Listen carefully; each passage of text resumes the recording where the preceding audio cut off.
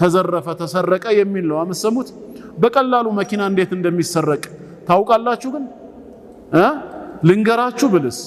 አሁን ምንድነው እዚህ ጋር ንያዬ ነው ጥያቄው የናንተ መኪናም ነገ ይሄ ጣፈንታው እንዳይደርሳት እንድትጠነቀቁ መንገዱን ላሳያችሁ ፈልጌ ነው እኔ አለበዛ ግን ከኔ ትምርቱን ወስዳችሁ ቀላል ነው እንደዚህ ብላችሁ እናንተም ሄዳችሁ መኪና በሰርቁስ እኔ ተጠየቃለሁ ስላስተማርክ ተብዬ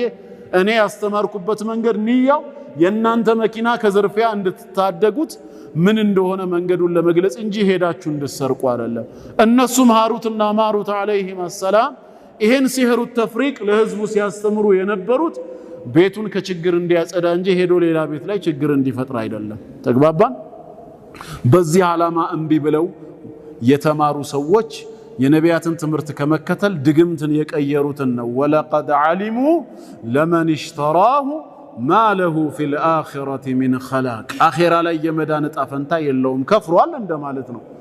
ምክንያቱም ባይከፍር ኖሮ የመዳን ጣፈንታ ይኖረው ነበር ማለት ነው ስለዚህ ሲህር የሚያከፍርም ተግባር ነው ከዚህ አንፃር አይፈቀድም በሸሪዓችን ነው hatta አንድ ደጋሚ በሲህር ስራው ላይ እያለ እጅ ከፍንጅ ከተያዘስ ተውበት ከማድረጉ በፊት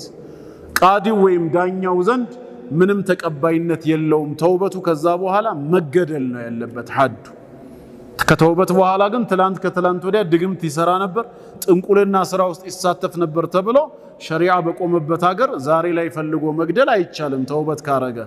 ነገር ግን እዛው ላይ ተውበት ሳያደርግ ከተያዘ ግን ተውበት አድርግ ያለው ቢልስ ወደ አላህ ነው እሱ የሚመለሰው ከፈለገ አላህ ይቅር ይበለው ካልሆነም ደግሞ ውሸታም ነው ብሎ ሊቀጣው ይችላል ቃዲው ግን ህግ ማስፈጸም ስላለበት መገደል አለበት ማለት ምክንያቱም ማህበረሰብን የሚያበላሽ ስለሆነ ማለት ነው እኛም ወደ እነሱ ዘንድ ከመሄድ ልንጠነቀቅ ይገባል ረሱል አለይሂ ሰላቱ ወሰላም من أتى كاهنا فسأله عن شيء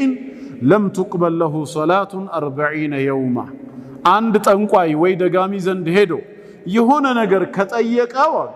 አመነም አላመነም ይሄን በማድረጉ ብቻ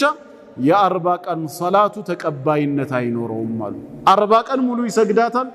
ነገር ግን 40 ቀን ሙሉ ሲሰግድ የ40 ቀን ሙሉ ሶላቱ መቅቡል አይሆንም ምንዳ የሌለው ይሆናል ነው فصدقه بما يقول አሉ በሌላ ሐዲስ ላይ ደግሞ ጭራሽ ጠይቆት በጠየቀው ነገር እውነት ብሎ ተቀብሎ ከመጣ فقد كفر بما أنزل على محمد